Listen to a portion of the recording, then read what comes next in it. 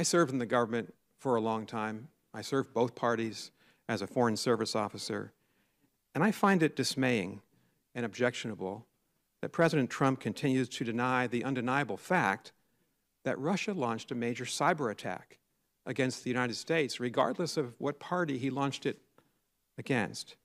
He's done the same thing in Europe very systematically, and yet in response to that, President Trump has refused to launch an investigation of his own. He's not made this an issue in our relationship with the Russians. He's taken no steps, at least that I'm aware of, with the Congress and state and local governments to strengthen our voting systems from future Russian hacking of our midterm elections in 2018 and of the next presidential election in 2020. There's no indication he's asked his senior cabinet officials to develop a plan to protect the United States and to deter the Russians.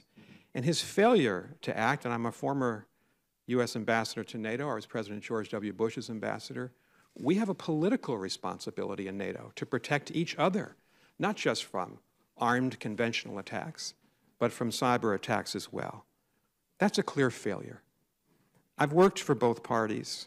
It's inconceivable to me that any of President Trump's predecessors would deny the gravity of such an open attack on our democratic system.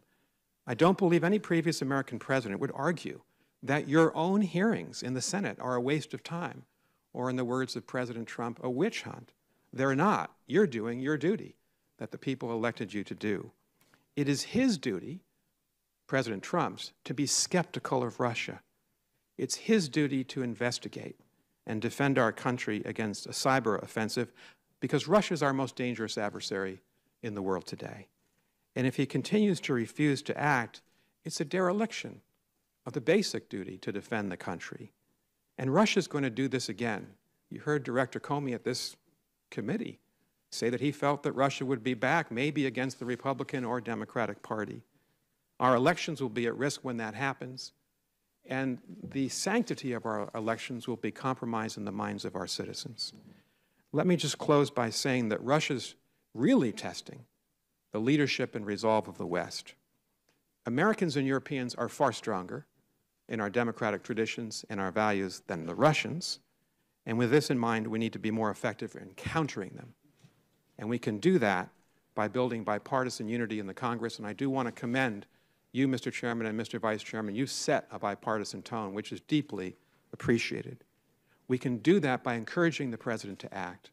We can do that by being very closely aligned with the Europeans to take common action. And I think if we can achieve those three things, we can defeat President Putin and the Russian intelligence services. Thank you.